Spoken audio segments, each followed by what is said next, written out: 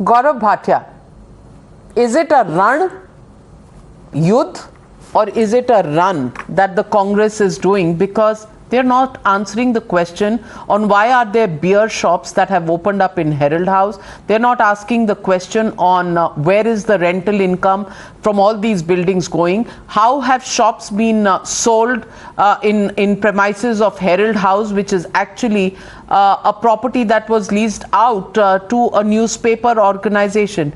No answers on that, but of course there is a lot they have to say about the murder of democracy, because the leader of opposition has been summoned in the middle of a parliament session.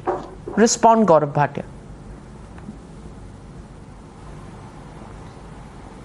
Navika, I've heard around 6 press conferences of the senior most Congress leaders.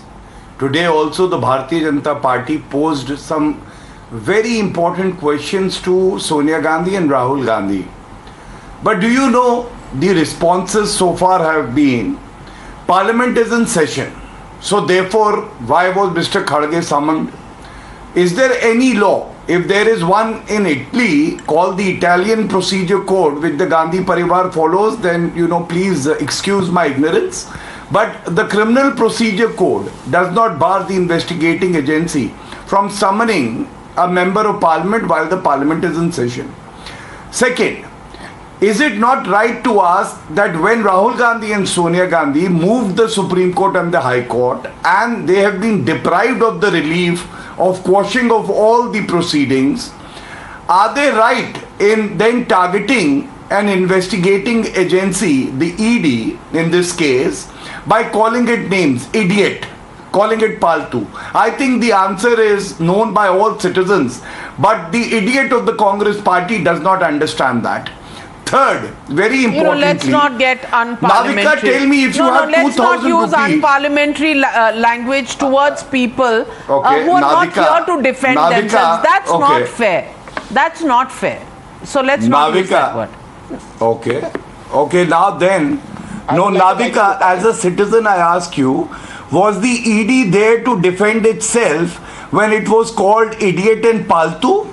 Which is a statutory body, well, they said which it on deserves the street. respect, they said which it is on doing the streets commendable of Delhi. work. Who was monitoring them? So I don't know. I don't hold a brief for them. But on my show, we'll be civil. So that is why we will be civil, and we will address each other with a degree of some respect.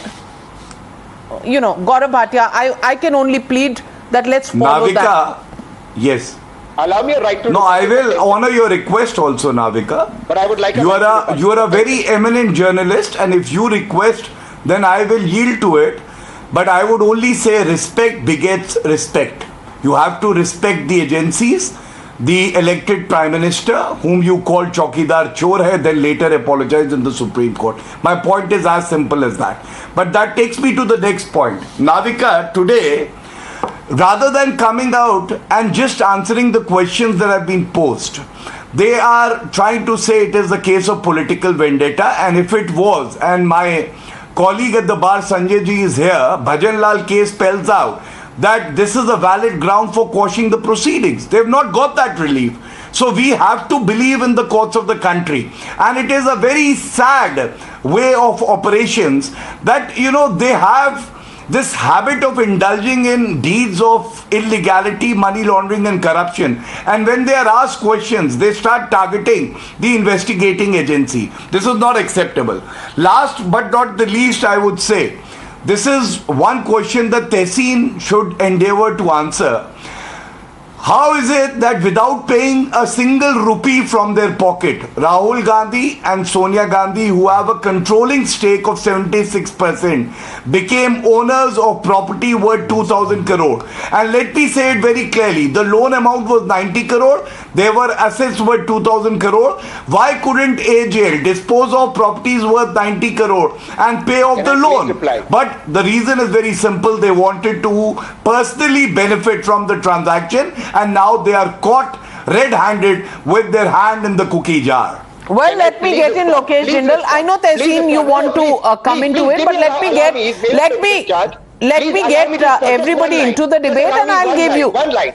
Okay, one line. It's a request. All right. Thank you, Gaurav, for that question. Thank you. I was hoping you asked that question. Ma'am, I'll just take 30 seconds. Was the question paper leaked?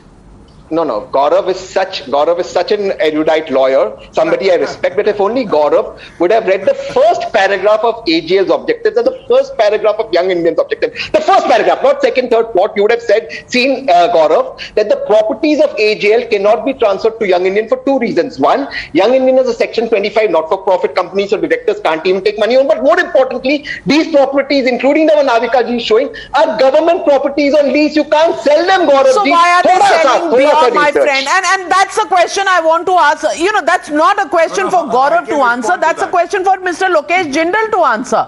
How is beer being sold in a building that belongs to National Herald or AJL or Young Indian or whatever? Beer. And those visuals are on the screen. I can show you beer being sold there. I don't know if there are other alcoholic drinks also being sold there, but definitely a beer board there. लिखा हुआ है beer की दुकान. Now, apart from that, there are other hardware shops which have been sold out.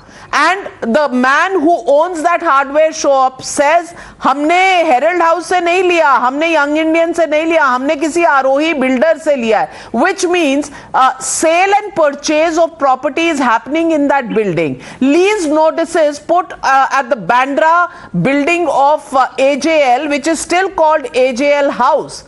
And you can see a JSW board out there. Obviously, private companies have leased that accommodation. So I'm asking you, Mr. Lokesh Jindal, no newspaper which shut down in 2008, but merrily commercial and real estate and of course beer business flourishing in these buildings.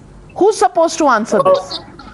First of all, when we are talking about ED as an investigative agency, it confines itself only to Prevention of Money Laundering Act. Now, when you're talking about source of income and the tax not being paid, it's the income tax issue, which is a completely different matter altogether.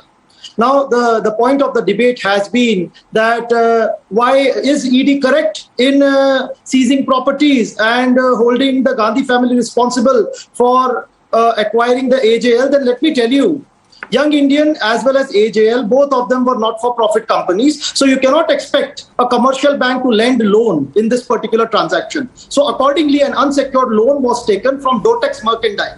And getting an unsecured loan is nowhere a criminal offense, anywhere in the Companies Act or any form of a transaction, financial transaction as a whole.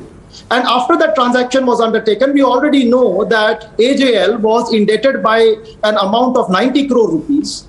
And subsequently, the loan was also taken by the Young Indian Limited. The point is, ma'am, that if we are saying that Young Indian Limited acquired the properties worth 5,000 crores, so let me tell you, nowhere was the transfer of property has given effect to. Nowhere has the registry been done. Nowhere has the property transaction undertaken.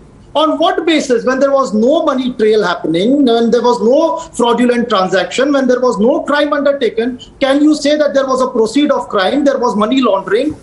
It's a complete clear case altogether. And when you're talking about valuation, then let me tell you, recently the government, it had sold Central Electronics Limited to Nandal Finance. A company which was more than 1,000 crore was sold at 210 crore to Nandal Finance because the directors of Nandal Finance were close to the BJP houses altogether. And ED, which should have been investigating Lalit Modi, who was given a umbrella protection by Sushma Swaraj and who should have been running after Vijay Mallya, is right now only indulging into giving political benefits to the ruling party. May I stop you here before you make allegations?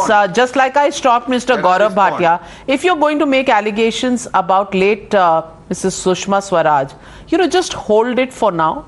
These people, neither is Rahul Gandhi in the studio to respond to any statements made on him, and nor is Sushma Swaraj. So can we just keep these individuals out of the debate with due respect to both these individuals?